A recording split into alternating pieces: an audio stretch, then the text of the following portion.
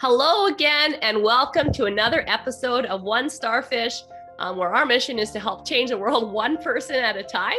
And I'm really excited for our guest today. Her name is Leeanne Gardner. She is from Arizona, and she's in horses too, which is something I'm passionate about. So I'm really excited for that. She's a best-selling author. She's a consultant, and her mission is to help empower people when they're actually ready for a change. So thank you so much for jumping on, Leeanne. I appreciate your time.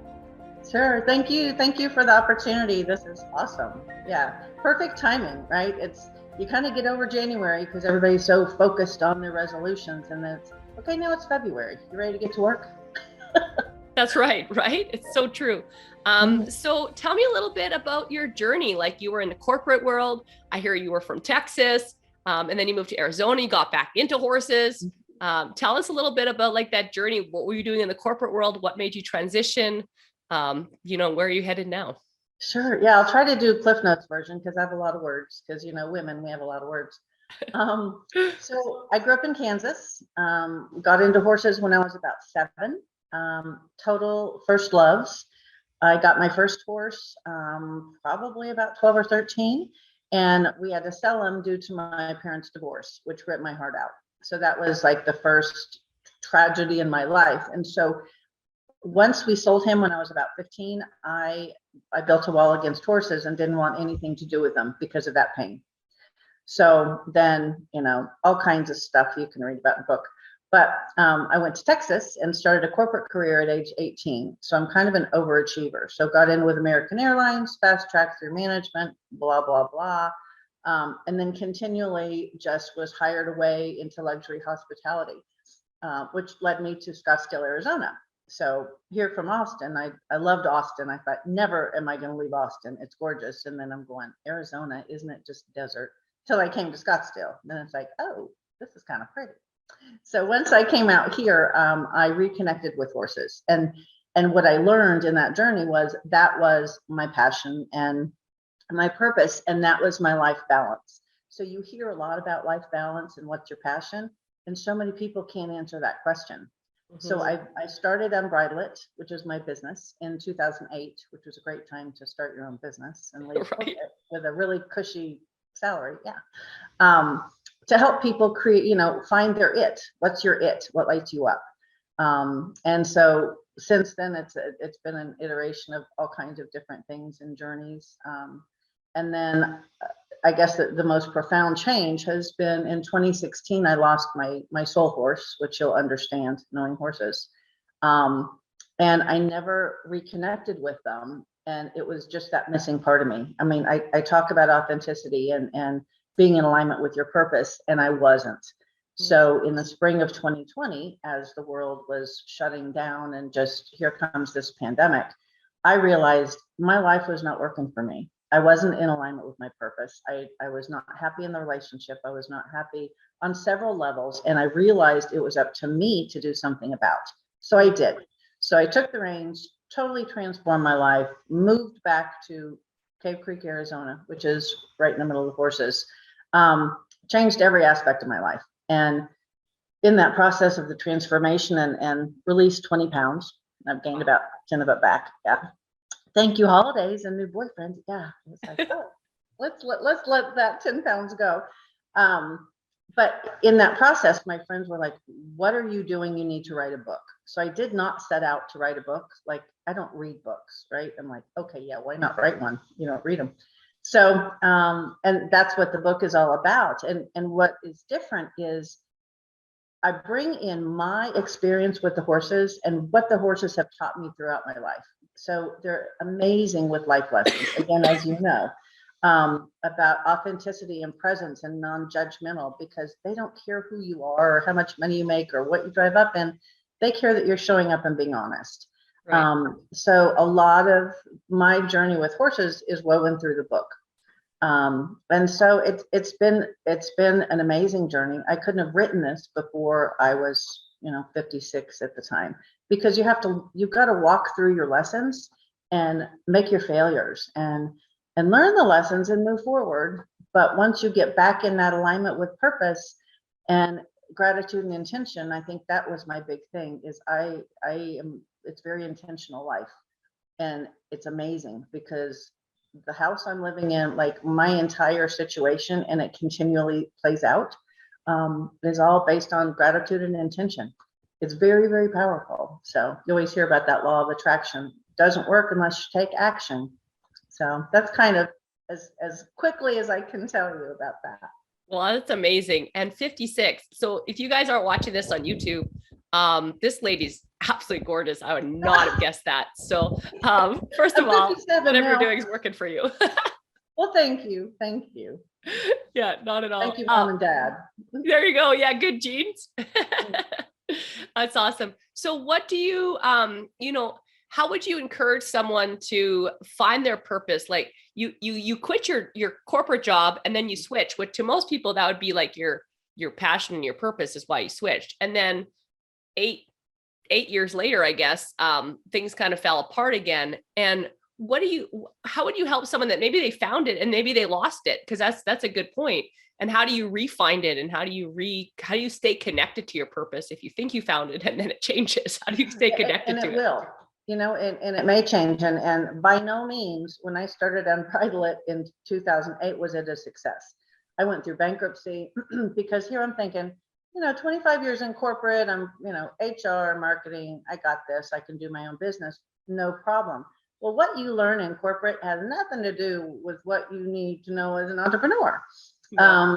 And so you learn that. And then, I don't know, I just thought that the universe would just drop bags of money on me because I'm making a difference for people. Well, that doesn't work so much. So, and it was, again, those lessons of, I had to do it myself. I had to figure it out and be very, very intentional. So I went back to work. I was working with seniors just to bring some money in. Mm-hmm. And I had a terminally ill horse. So for about 4 years, probably from 2013 to 16, so about 3 years, I was in a constant state of stress. 4 hours a day was kind of Dr. Bombay, if you know who that is, Bewitched. He was like a witch doctor. Yep. I had all of these herbs and potions. I was trying to holistically help my horse with sarcoids. Huge, I was adrenal fatigue. It was bad because my horse was my life. And so once I lost him, it was earth shattering. However, it also gave me a freedom to, okay, let's start focusing on your health care and your mental health again, because you don't have, this child to take care of. Mm-hmm. So a lot of people, when you ask them, and again, when I said, what's your it and what lights you up? A lot of people can't answer that question. Mm-hmm. And so what I invite people to do is just like, what brings you joy? And then a lot of people are like, yeah, no file found, right? I don't know, I'm happy, right? Well, when's the last time you were really happy and just your heart was filled? And go back there. For me, I've always known it was the horses. And so that reconnection was really important. I was at a leadership conference about 5 years ago speaking, and I talk about this all the time because so many people, especially now, there's such a disconnect and there's so much unhappiness and there's so much uncertainty in the world. Even if you have a corporate job, there's no guarantee you're going to be able to keep that. Or now you may just go, I really liked working from home and being in the office. It just feels foreign. So when I was speaking, I was asking this question. I'm like, for me, I built a wall against what I loved because it was taken away from me. And I think so many people, that's kind of where I asked you to start. What was possibly taken away from you that you loved? And it wasn't your fault. Maybe somebody told you weren't a good artist, or you weren't a good singer, or you couldn't do this, or like me with the horses. And this woman teared up. And I'm like, do you want to share? And she said, I love to play the piano.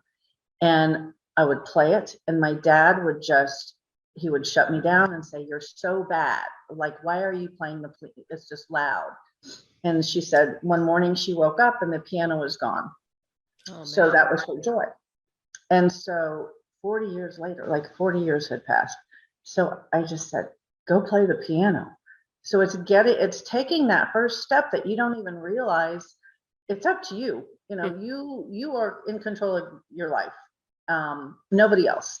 And that's the biggest thing that people, I don't have kids, all mine have 4 legs. So I think when you're a mom or a parent or married or whatever, you always put everyone else first, and because you think it's selfish, and it's not. You've got to prioritize yourself, your self-care. Self-care is much more than a massage and a mani and pedi. It's your surroundings and what you're listening to, and giving yourself grace and not putting too much pressure, and doing what lights you up. So that's kind of my thing of whatever it is. Go back to that point of, when was I really happy the last time, and then just exploring different things. And it may not be the same. You may love to have been like artist or whatever as a kid. And now you may say, this does not bring me the same joy. But what matters is that you try it. Go back and start painting. And maybe you don't like to paint. Maybe you start with an adult coloring book, because then that's a twofer. Because some of those adult coloring books, not only is it creative and artistic, gets you out of your head. And a lot of times there's really inspirational messages. So, I'm big about intuition and energy and all that kind of stuff. I'm not totally woo-woo, but I'm a little woo. So, so go with what attracts you. Stuff is gonna all the time. Stuff is around us, and it's up to us to pay attention to what is right underneath our nose that may be giving us subtle messages of, hello, this might be what you're looking for, right? So, but that's a toughie, because I think when you talk about passion and purpose, a lot of people get freaked out because they have no idea. And so that's kind of a little bit about what I do with the horses. It's like, we'll just go out, you might do some grooming, and we just talk, and stuff will bubble up, because it's like, oh, wow, I haven't thought about that for so long. When you're with horses, again, you really get in this state of being, because you forget everything else, because your heart rate Have to. all that. You have to. You've got to be present, because you got to be present, or something's happening. yeah, you're gonna lose a toe or a finger. So but it's just it's shutting out all the noise, I think, is the first thing. Turn off the TV, turn on some music, be mindful of your circle. I call it, who's in your first class circle. Your family may not be on the plane, so be very mindful of who you're surrounding yourself with, and are they feeding you and energizing you, or are they depleting you? Are you listening to all the blah blah on the news? Because it's just, I have no patience for it. Like, I'm Switzerland, no politics, please. So it's everywhere. So it's up to you to choose to make a chance, to be very mindful of your surroundings every day and turn it off. Yeah, that's so good. And you mentioned like your associations. So, and I think that that's really important. What is something you've had to do, or conscious of doing, or whatever, where you started to actually work on your associations to help you be more successful in the business, in life, in, your health and whatever else? Did you have to, because I know people are like, well, I don't want to cut people out of my life. And I can't do that. What are some of your thoughts and actions that you've done in relationship to that? That's a great question. So many of us want to please everyone, right? We don't want to tick off anyone. We don't want anybody not to like us, right? Because that's not a good feeling. So I think that comes with age. I stopped caring what people thought, and energetically, if someone sucks the life out of me, why am I giving them any of my energy? So very intentionally, and it's, and I think it all started with the political stuff here in the States. I unfollowed so many people on Facebook because I felt that energy and the hatred through their words. Again, I'm kind of really sensitive to energy. And so it's being very intentional, because what are you feeling when you're with someone, or when you're reading their words? And if you're picking up on that anger, so if you're in a very vulnerable place, it's gonna soak into your being. So just stop. How is that making me feel? Why am I angry? Okay, did you just read something? So being very mindful of what you're doing, because it absolutely has a direct impact on your mindset and your whole energy and how you go out through your day. So what I started doing, which I've already I'm pretty pretty positive all the time, but very intentionally on Facebook, everything I do is I go and I try to find an inspirational post that speaks to me for the day, and I post it. And then now I've got people that follow me because they're like, you always say exactly what I need for the day.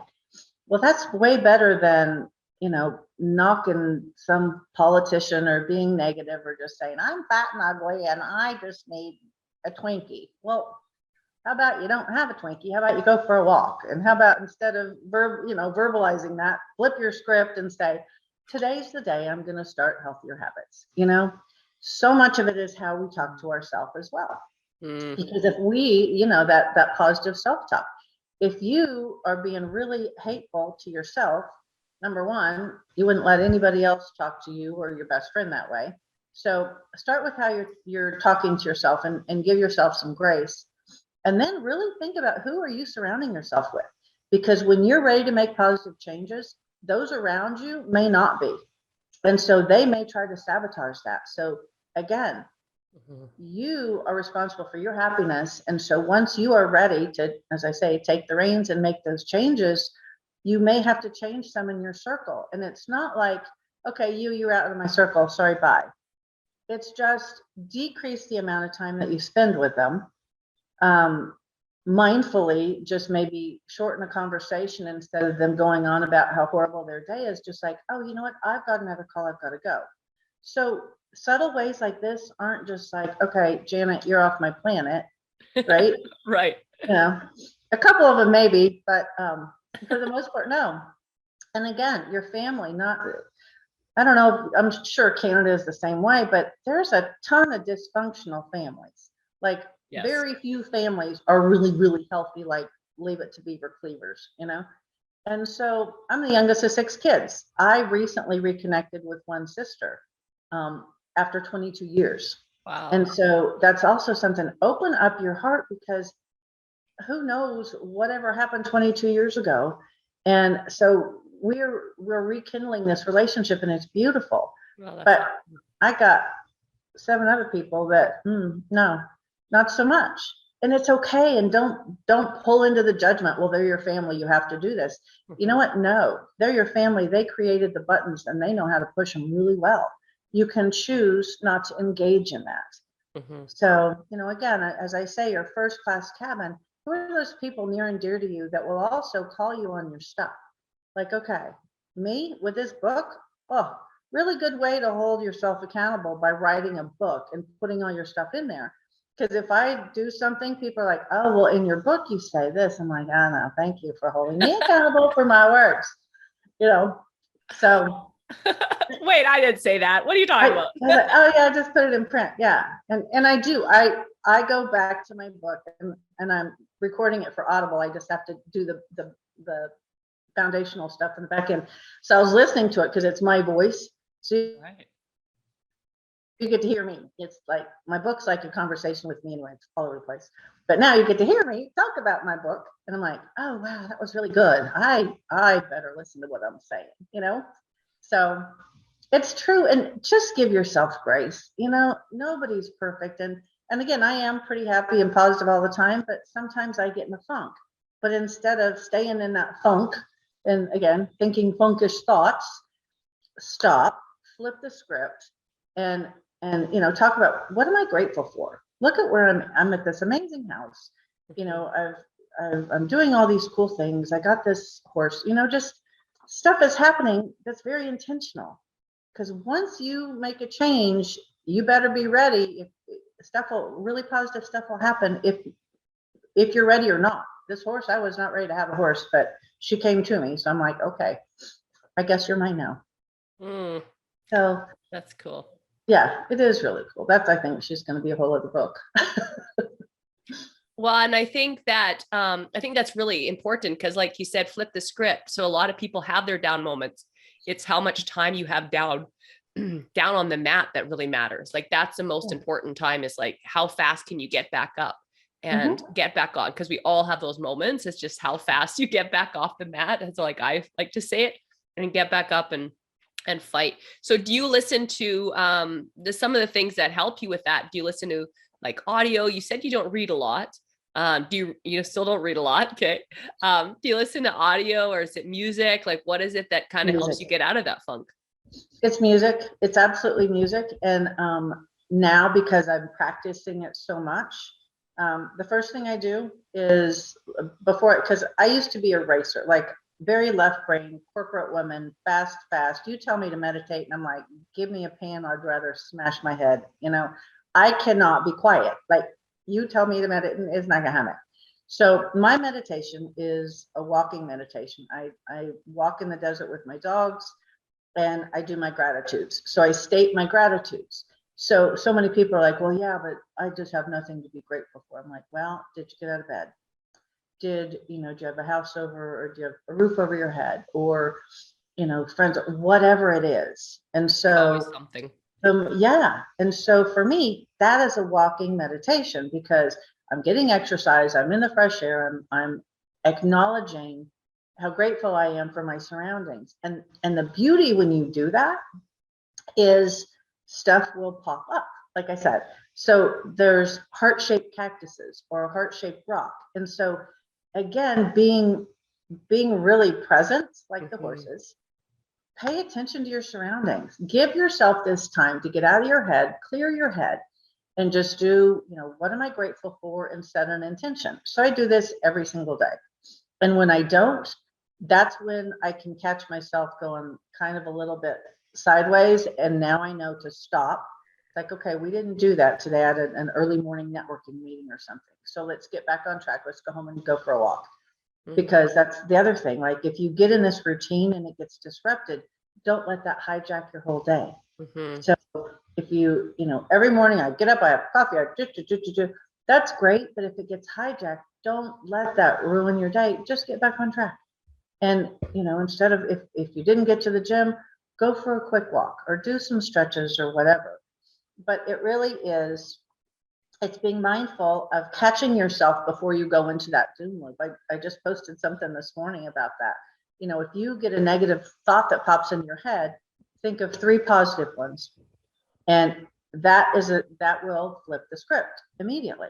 And you'll feel it, because again, I'm all about feels. So feel what that's like and start tuning into that. I think so many people live in their heads, and you always hear about gut feels and all this. I don't think people really tune into that.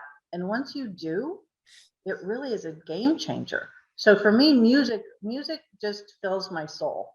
It's kind of funny because it's, instead of singing just to my dogs, I actually sing in front of people with this woman at bars now. And I'm like, am I good? I don't know. She calls me up.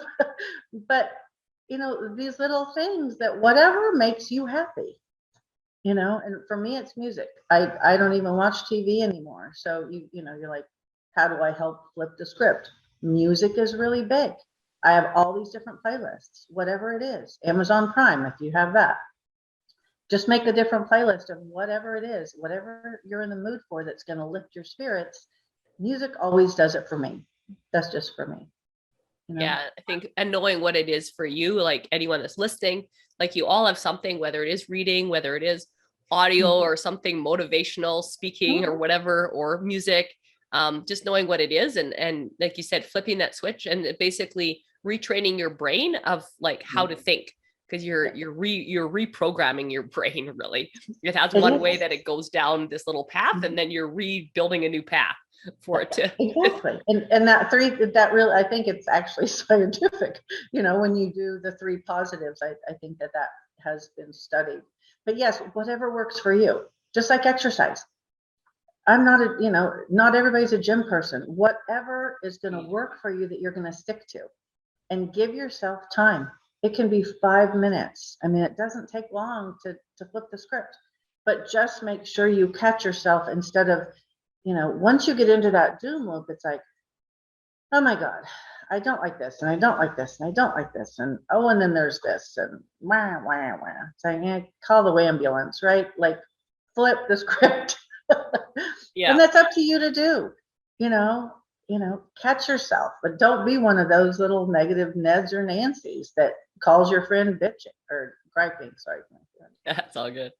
Yeah, and that is, and you can Yeah, you don't want to be known as that person either. So when you call someone, do they get scared whenever you call them? They're like, oh no, what are they whining about now? You don't want to be that person either. You want them to be excited to answer your call. So yeah. Don't be the one that you would kick out of your first class cabin, right? Be exactly. mindful of that. Yeah. Yeah. And there's always something to be grateful for. Always something to be grateful for. And, even I haven't gone to a third world, country, but I know my friends haven't. Like, a lot of those people there are more grateful than some of us here in North America, who have a lot more stuff, quote unquote, than what they have. And, it just goes to show you, it's not about what you have, it's about who you are. I love that. That's so perfect. It really is. Like, it's not about money at all. It's how do you feel and how are you showing up and what kind of a difference are you making? Like, that is my purpose. I'm here to make a difference through the horses, with or without the horses. But that's just has been my journey. There was this beautiful, I think it's called Ubuntu. Ubuntu. Have you heard that? I am because we are. It's this tribe in Africa. And it's an African tribe. They don't have anything, but they're joyful. And it's I am because we are, or something like, and it was, that just really stuck with me. I'm just like, that's just beautiful. Because and again, it's the relationships and the people and the supporting of each other in that tribe without the competition and all of this other stuff that, the people that society feels that we should be. So,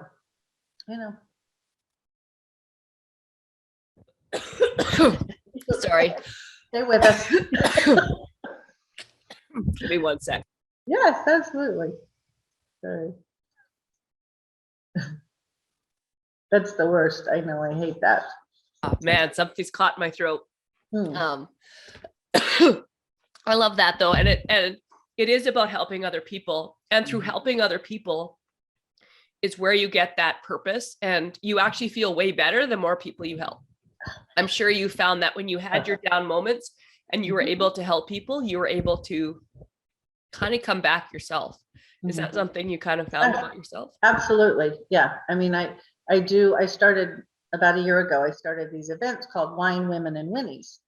And I didn't know. Yeah, it was kind of after I launched the book, and I'm like, we need connection. We need connection desperately. So let me create something where I can create this safe space for women to come together, just to be, and to learn about the healing powers of horses. And so it's inviting people to do that. And in that, it just touches my heart how much that the group has really grown, and I've gotten away from it because now I got to find a different place to do it.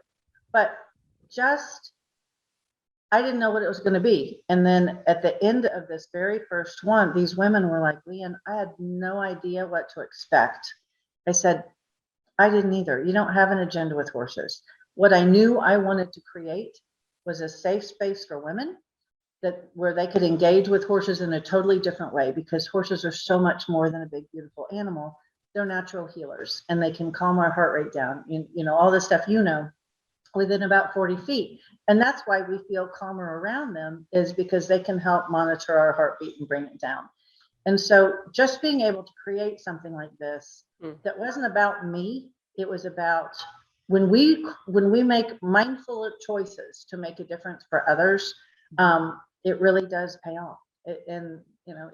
I'll go to a grocery store every day. I try to do something just to make somebody laugh or smile, because I could be the only person that engaged with that person today. And it could change their life. It could brighten their day.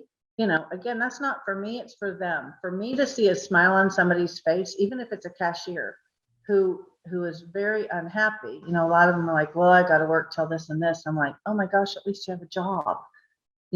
Thank you for showing up. Nobody wants to work in the States. I don't know if it's like that in Canada. Good Lord.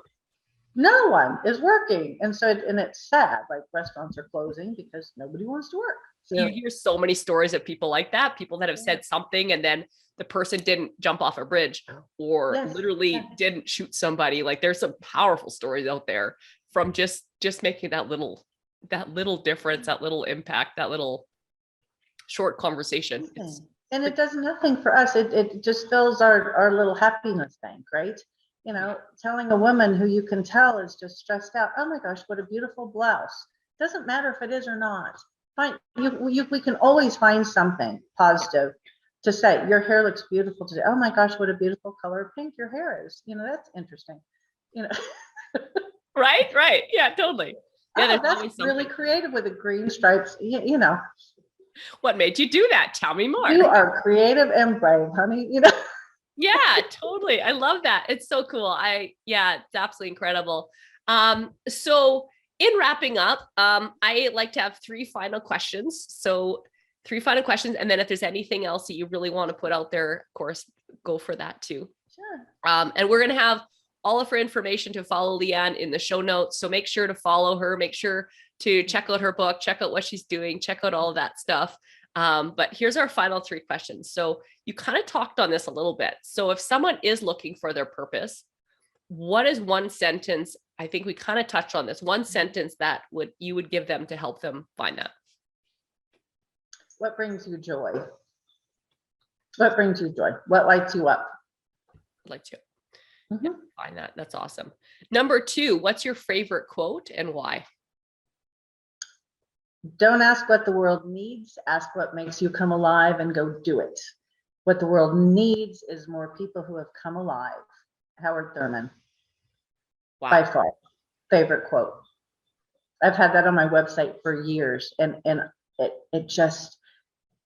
that's everything I am, you know, because I don't follow the crowd, and nobody else should follow the crowd. It's like, it's very individual. What lights you up? Go do it. So cool. I love that. That's a great quote. I haven't heard that one actually. So it's fantastic. I love it. Yeah. And then final question is, what's one word or sentence that you want on your gravestone? I